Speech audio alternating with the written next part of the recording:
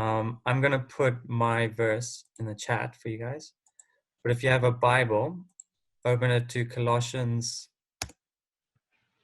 4, and we're going to be doing verses 5 and 6.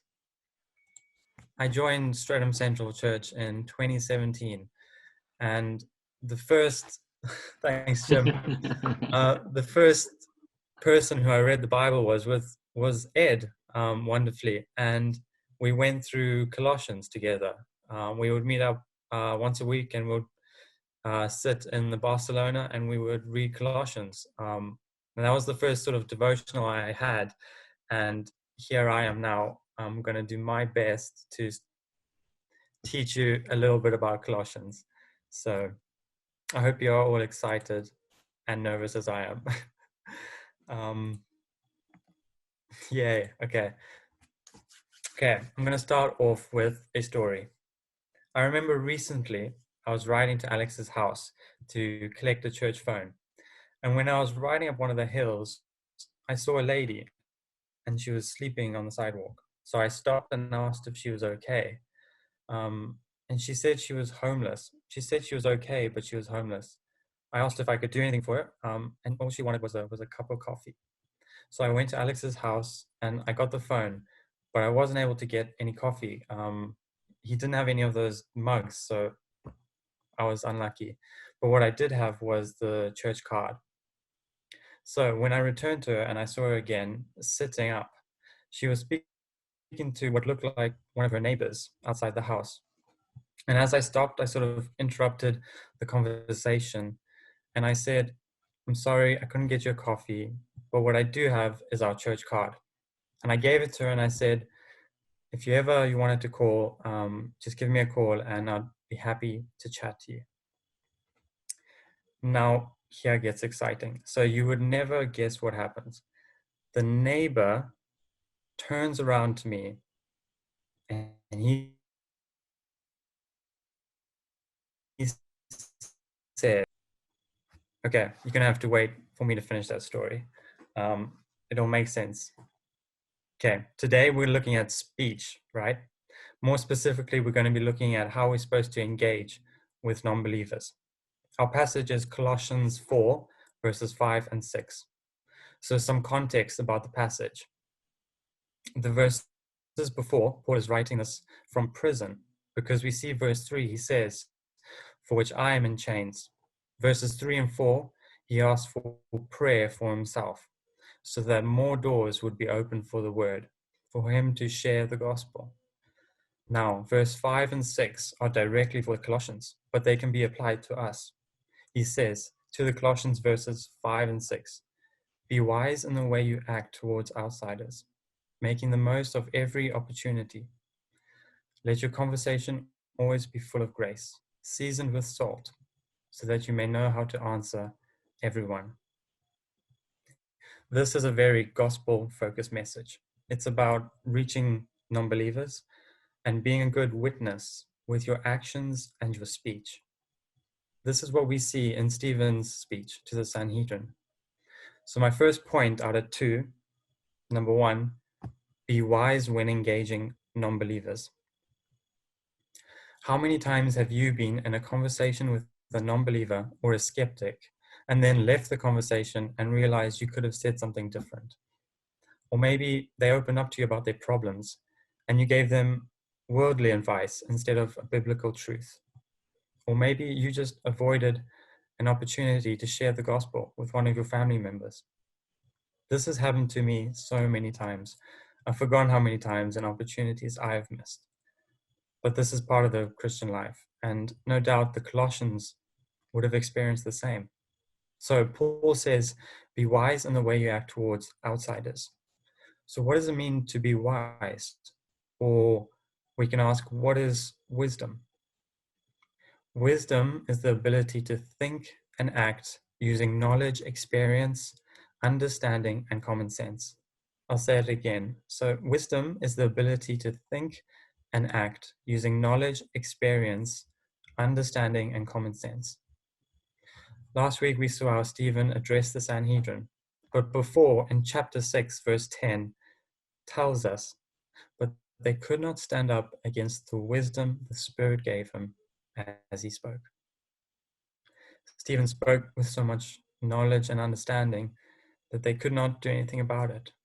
But for us, we're probably not going to be having the kinds of conversation Stephen was having. Unless you're Jim, then you probably will be. But for me and for you, we'll be talking to our friends and our family and our co-workers. So how are we supposed to address them? Paul says with wisdom, with knowledge, understanding, and common sense. So Paul wants the Colossians, now us, to be aware and ready because he knows that they will be speaking to non-believers all the time because they were possibly the only Christians in that city. They would have had many friends and family members who were non-believers, and also they were engaging with false teachers who opposed them. Now, maybe you are the only Christian in your workplace, or maybe you're the only Christian in your family, or in your neighborhood. Whether you like it or not, the lost people are watching you, and they can tell what kind of person or kind of Christian you are by your speech and how you act towards them and towards others. So continuing in verse 5, it says, make the most of every opportunity. How are you using your time? So there are two ways this verse can be interpreted. First, it could be that you have to be very direct and very forward about what you're saying regarding truth, salvation, or in general, religious matters. So cutting straight to the heart and not wasting any time when engaging unbelievers, trying to save them right there and then, making the most of every opportunity. And sometimes this is what we need to do. Like in Stephen's case, he told them what they needed to hear. He told them the truth and the gospel, but they didn't listen to him. So Stephen never got to witness the impact of what he said on earth that day. And that might be the same for us. We might never see the fruit from the conversation we had, but we must still aim to make the most of every opportunity. So secondly, this is what I most likely think the verse is saying.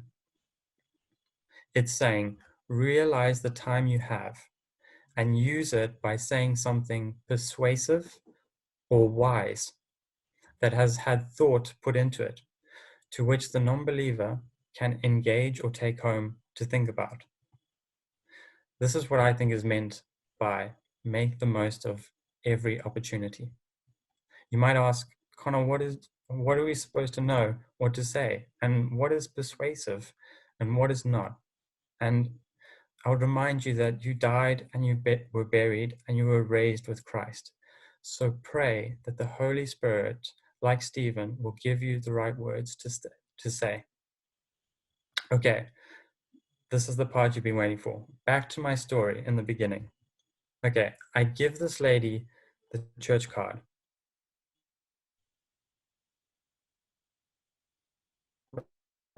Right. And then the neighbor turns to me and he says, I quote, he says, "Are you a Samaritan?" I was shocked. I stopped for a moment. I tried to think about what I just heard.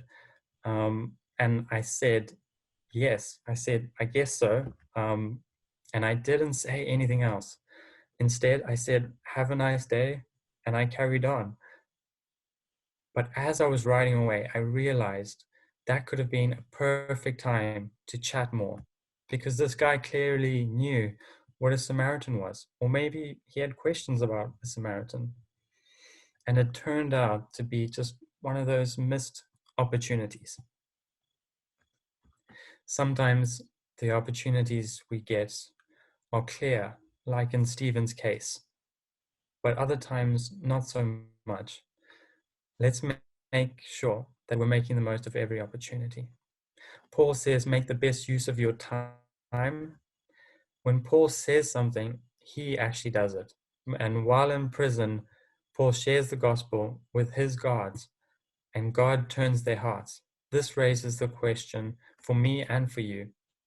When was the last time you shared the gospel with someone or just spoke some truth into someone's life? Time is short, and you do not know how long you have or how long your non-believing friends or family members have. They could die at any moment. Therefore, be wise when engaging non-believers, making the best use of your time by speaking of truths you have taken time to think about, which would engage them and bring them closer to the kingdom of God. Okay, secondly, and my final point, point 2, be sweet and salty. Okay, be sweet and salty. Verse 6, Paul writes, let your conversation always be full of grace, seasoned with salt, so that you may know how to answer everyone. Everybody knows that the best kind of popcorn in the movies is the sweet and salty. No doubt about it. It's because you get the best of both worlds. And this is how it should be with our speech. Verse 6, let your speech always be gracious. So this is the sweetness in our speech. When we talk, it must be with grace, never talking down to anyone, particularly talking to non-believers, maybe your workmates or your friends or your family. Your speech and how you engage people has to be different than that of non-believers. So, what does it look like to always have gracious speech? Stephen perhaps shows us in Acts 7 verse 2. He addresses the Sanhedrin, the people who later kill him or get him killed, brothers and fathers. He recognizes their authority and gives them respect by giving them those titles. For us, whenever we're talking, and especially to non-believers, what you say and how you respond should come across kind and pleasant and respectable, never talking down to them. My question for you is, are you a genuine Christian who always speaks kindly and graciously to others, even when they have not done so to you? Or are you a hypocrite who goes to church on Sunday and leaves Jesus at home and treats people the same way they treat you, looking down on others and never showing grace to anyone? How we engage non-believers is so important. Now, what does this phrase in verse 6 mean? Seasoned with salt. Well, in the olden days, salt was highly valuable and at one point was even used as currency. But it was most commonly known for preserving meat by keeping it dry. In our case, salt could be truth or religious matters like salvation. I take it to mean that our conversations should not merely be salt, as in truth, but seasoned with it like food is seasoned with salt. So salt keeps your speech tasteful and interesting. Without it, your speech could become corrupt or tasteless, like worldly talk which has no weight to it and no flavor. The balance here Paul gives is important between grace and salt. Too much salt and you're likely to put off the person you're talking to. But being seasoned with salt is like adding a touch of truth into your conversations, making it interesting, thoughtful, engaging, and even valuable. Now, not a lot of truth. Otherwise, this would be the equivalent to pouring the whole salt shaker onto your plate. Now, too much grace, and you lose any sort of conviction or value to your words.